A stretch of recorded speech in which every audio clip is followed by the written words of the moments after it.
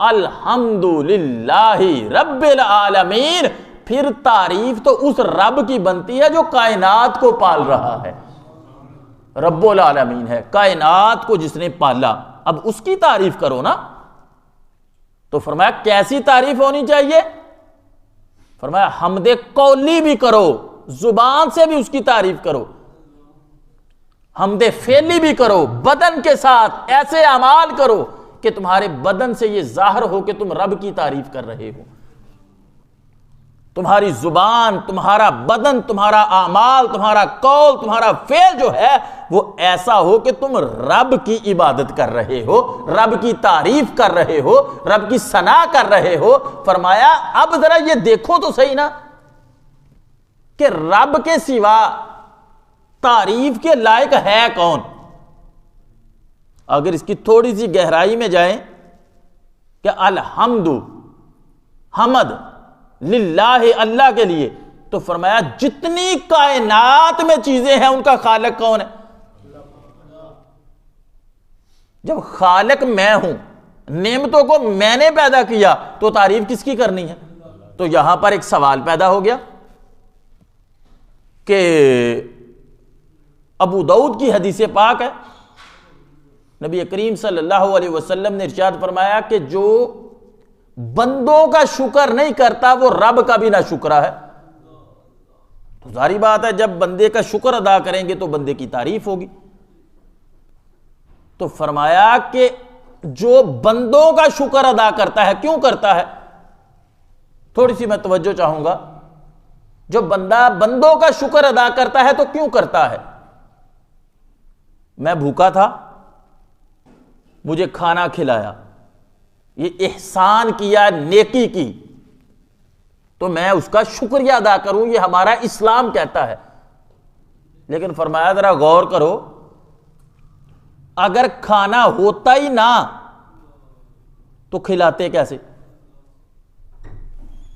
تھوڑی سی اگر 2-4 منٹ کی آپ گفتگو سمجھ جائیں تو بات آپ کو سمجھ آ جائے گی کہ کھانا ہوتا ہی نہ تو کھلاتا کون؟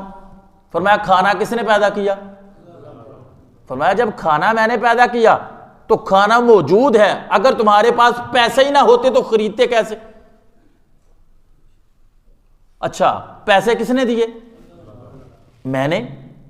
جب پیسے میں نے دیے تو تم نے کھانا خریدا، لیکن اگر میں تمہیں احساس ہی نہ دیتا، میں تمہارے اندر یہ جذبہ ہی نہ پیدا کرتا کہ تم اس کی مدد کرو یا اس کو کھانا کھلاؤ، تو یہ مدد کے لیے جذبہ کس نے پیدا کیا؟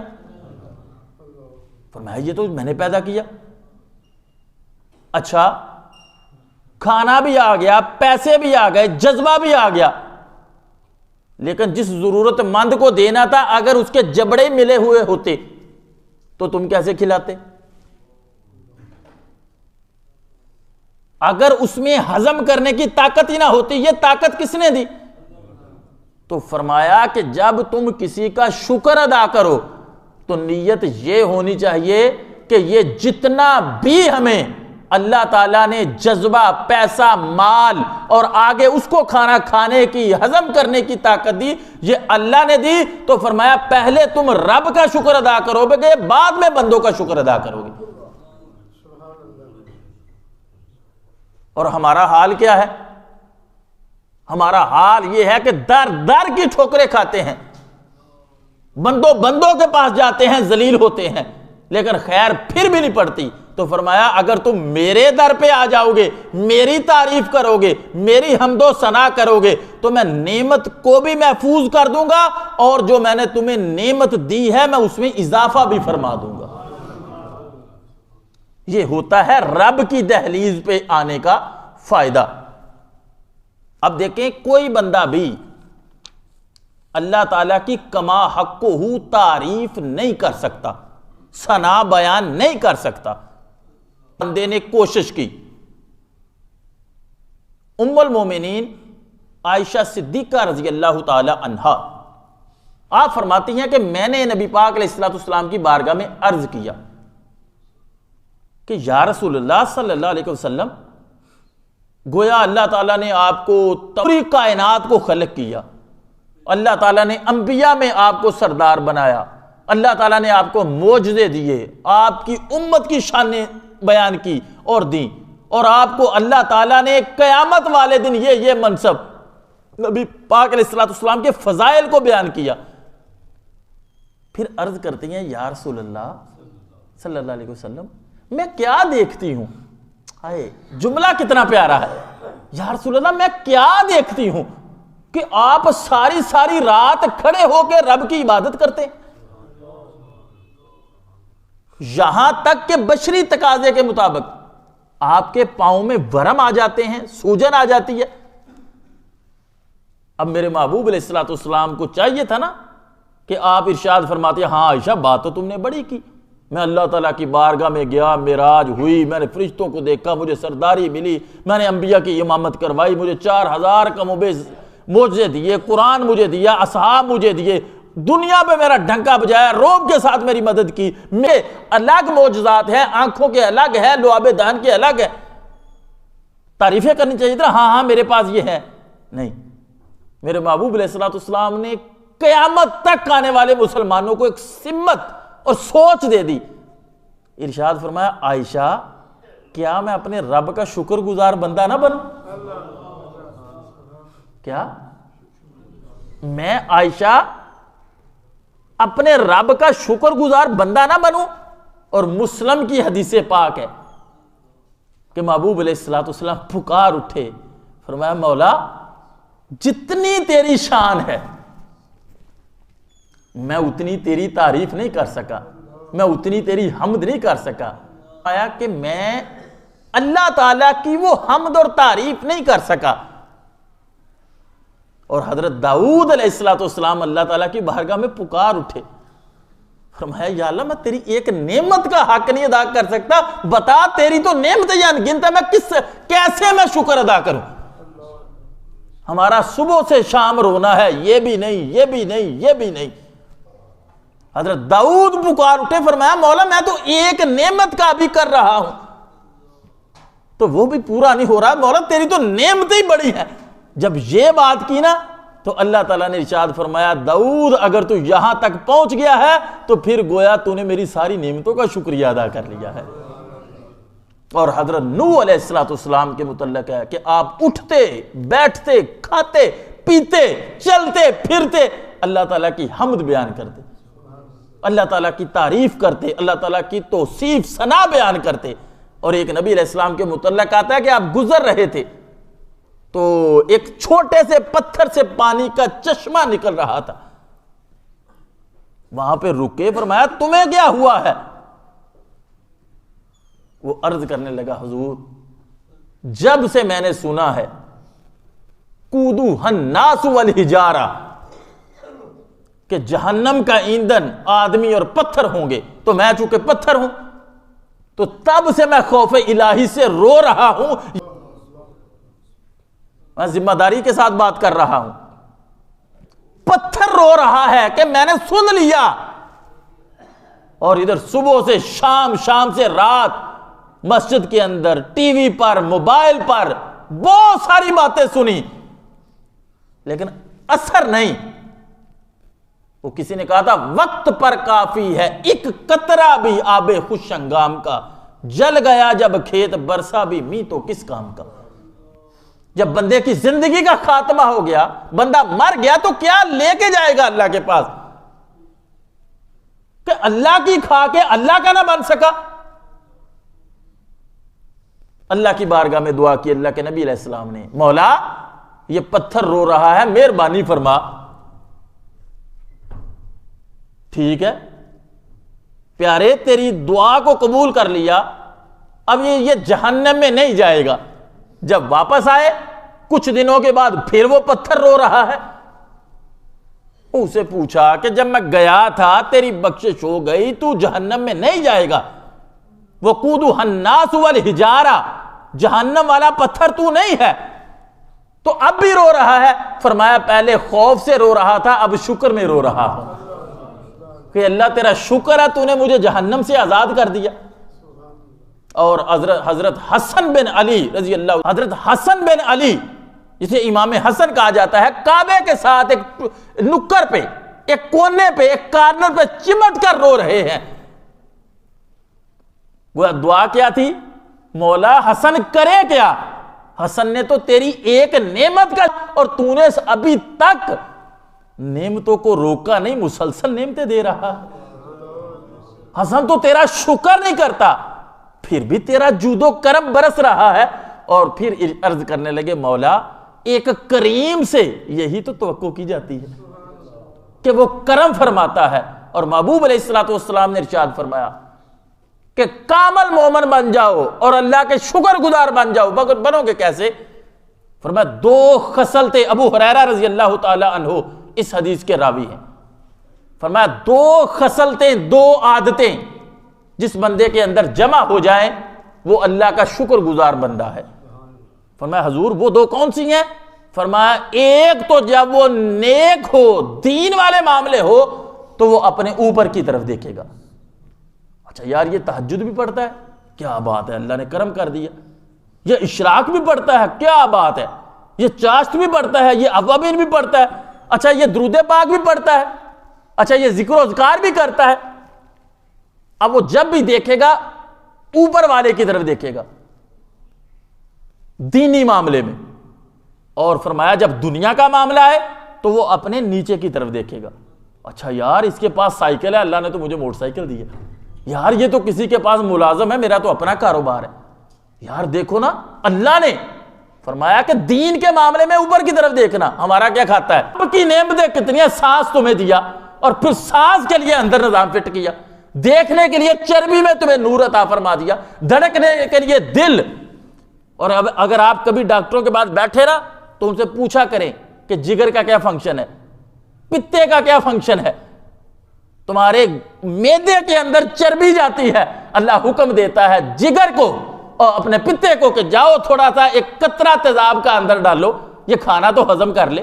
ہم نے کبھی سوچا ہی نہیں کہ ہم صبح سے شام منہ بند نہیں کرتے، اور وہ رب اندر سسٹم کیسا لگایا اس نے۔ فرمایا اگر باہر دیکھو گے تو میری نعمتوں کو، اور قرآن پکار اٹھا تم اللہ کی نعمتوں کو گن نہیں سکتے۔ اندر کی نعمتیں دیکھو، کتنے بندے ایسے ہیں ان کی آنکھ ہی نہیں، بازو نہیں، پاؤں نہیں، لنگڑا کے چلتا ہے، قد چھوٹا ہے، رنگ کالا ہے، اللہ نے اچھا چہرہ دیا، آزاد سلامت دیے، بندہ پھر بھی صبح سے شام ناشکری کر رہا ہے۔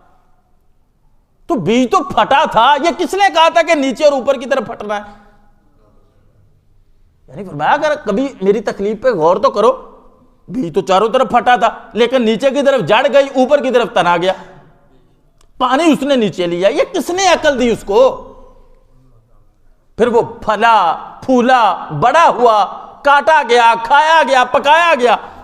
تو فرمایا کبھی غور کرو تمہارے باپ نے تو گندا قطرہ ڈالا تھا، وہ قطرے سے ماس کیسے بنا، وہ ہڈی کیسے بنی؟ کبھی سوچا کہ ایک گندا قطرہ وہ گوشت بنے، گوشت میں ہڈی بنے اور ہڈیوں میں سماعت آ جائے، اس کی چربی بنے تو نور آ جائے، گوشت کا ٹکڑا بنے تو قلب دل حرکت کرے۔ فرمایا تمہاری ماں کے اندر پیٹ میں تو ہوا تھی نہیں، باہر تو آکسیجن نے زندہ رکھا، اندر کس نے زندہ رکھا؟ یہ 4 ماہ تو تم فقط خون تھے جمع ہوا، پھر تم ماس تھے، اب تمہیں نکالا کہاں سے؟ فرمایا غور کرو نا۔ تو فرمایا جب تم غور کرو گے تو پھر تمہیں آئے گا ہاں الحمدللہ رب العالمین، مجھے حمد تو پھر اس رب کی کرنی چاہیے جو رب العالمین ہے، تمام کائنات کو پالنے والا ہے۔ تو فرمایا جب وہ رب پالنے والا ہے، وہ تمہیں دینے والا ہے، تو فرمایا ٹھیک ہے پھول کی تعریف کرو، لیکن یہ ذہن میں رکھنا پھول خوبصورت ہے، خوشبو ہے، لیکن خوشبو تو میں نے ڈالی ہے نا۔ استاد ہے، اس کے پاس علم ہے، تعریف کرو، میں منع نہیں کرتا، کوئی تمہیں صدقہ دے، خیرات دے، تمہاری مدد کرے، منع میں نہیں کرتا، شکر کرو۔ اسی لیے محبوب نے فرمایا نا کہ جو بندوں کا شکر نہیں کرتا وہ رب کا بھی شکر نہیں کرتا۔ فرمایا میں منع نہیں کرتا، لیکن پہلے تم میرا کرو گے پھر بندوں کا کرو گے، اور جب تم پہلے میرا کرو گے اور بندوں کا بھی اس لیے کرو گے کہ یہ جو بندے میں صفت پیدا کی ہے یہ میں رب ہوں جس نے پیدا کی ہے؟ کرو گے نا؟ کیوں؟ میں ہی اللہ ہوں، میں ہی رحمان ہوں، میں ہی رحیم ہوں، میں ہی مالک یوم الدین ہوں، اور قیامت والے دن بھی تمہیں میری حاجت ہے، یہاں قبر میں بھی تمہیں میری حاجت ہے، دنیا میں بھی میری حاجت ہے، ماں کے پیٹ میں تھے تب بھی میری حاجت تھی، اور عالم ارواح میں تھے تب بھی میری حاجت تھی۔ فرمایا تم رب کو چھوڑ کے کہیں جا نہیں سکتے تو پھر اس طاغوت کی فرما برداری چھوڑ دو، یہ طاغوت تمہیں ذلیل کر دے گا۔ اللہ تعبد الشیطان، یہ تو تمہارا دشمن ہے۔ کیسا دشمن ہے؟ عدو مبین، یہ تو کھلا دشمن ہے۔ اب جو سجن ہے، تمہارا دوست ہے، تمہیں اپنی طرف متوجہ کرتا ہے، تم پہ کرم کرتا ہے، اس کو چھوڑ کے طاغوت کے پاس جاتے ہو، تو پھر جب تم میرے پاس قیامت والے دن آؤ گے تو تب پھر زمین تمہیں تانبے کی ملے گی، سورج تمہیں سوا نیزے پہ ملے گا۔ آج تو پشت ہے سورج کی اس دنیا کی طرف، پھر اس کا چہرہ اس کی طرف ہوگا، بندوں کی طرف ہوگا، پھر وہ 50,000 سال کا دن بھی ہوگا۔ میرے دوستو، میرے بھائیوں، میرے بزرگوں، یہ زندگی انتہائی نازک ہے۔ بیمار ہو، لاچار ہو، پریشان ہو، لیکن ایک بات ذہن میں رکھیں، جو میں نے جمعے کے پہلے شروع میں کہا کہ یہ دنیا عارضی ہے، یہ ایک نہ ایک دن ختم ہو جائے گی۔ اور میرے محبوب علیہ السلام نے فرمایا کہ دنیا کی زندگی آخرت کے مقابلے میں اس کی کوئی حیثیت ہی نہیں، پھر یہ دنیا ہے تو ختم ہو جائے گی۔ فرمایا نہ آخرت کی زندگی ختم ہوگی، نہ آخرت کی نعمتیں ختم ہوگی۔ جو جامع ترمذی کے اندر ہے، حضرت ابو موسیٰ اشعری اس کو روایت کرتے ہیں کہ رسول اللہ صلی اللہ علیہ وسلم نے فرمایا جب ایک بندے کا بچہ فوت ہوا تو اللہ تعالیٰ فرشتوں سے فرماتا ہے تم نے میرے بندے کا بچہ اٹھا لیا؟ تو اجازت کس نے دی تھی موت کی؟ فرشتے اپنی طرف سے تو نہیں آئے۔ اب نبی پاک علیہ السلام فرماتے ہیں کہ جب کسی کا بچوں سے بڑی محبت ہوتی ہے، بندہ تکلیف میں ہوتا ہے، بچہ مر جائے تو اللہ تعالیٰ فرماتا ہے وہ میرے ملائکہ تو نے میرے بندے کا بچہ اٹھا لیا؟ وہ کہتے ہیں ہاں میرے مالک تیرا حکم تھا، ہم نے اٹھا لیا، بات تو ختم ہو جانی تھی۔ نہیں، اب اللہ تعالیٰ فرماتا ہے کہ تو نے میرے بندے کے دل کا ٹکڑا اٹھا لیا۔ پتہ نہیں آپ کہاں پہ بیٹھے، وہ مالک فرما رہا ہے کہ تم نے میرے بندے کے دل کا ٹکڑا اٹھا لیا۔ وہ عرض کرتے ہیں ہاں میرے مالک تیرا حکم تھا، اٹھا لیا۔ اچھا، اللہ تعالیٰ فرماتا ہے تم بتاؤ، اب اللہ تعالیٰ کو تو پتا ہے، اللہ تعالیٰ ارشاد فرماتا ہے فرشتوں بتاؤ جب تم نے اس کے دل کا ٹکڑا، جگر کا ٹکڑا اٹھایا تو بندہ تو بڑا پریشان تھا، مولا پریشان تو تھا، غم میں تھا، مولا تھا، آنسو بھی بہہ رہے تھے، تو پھر وہ عمل اور قول اور فعل اس کا کیا تھا؟ عرض کرنے لگے مولا تھا وہ پریشان، غم میں تھا، لیکن اس کی زبان پہ تیری تعریف تھی اور اِنَّ لِلَّهِ وَإِنَّا إِلَيْهِ رَاجِعُونَ تھا۔ فرمایا اچھا یہ اس کی زبان پہ تھا؟ فرمایا ہاں مولا یہ تھا۔ تو اللہ تعالیٰ ارشاد فرماتا ہے جاؤ پھر جنت میں جاؤ، میرے بندے کے لیے محل تیار کر دو، اور اس محل کا نام رکھو کہ یہ تعریف والا، حمد والا محل ہے۔ تو اللہ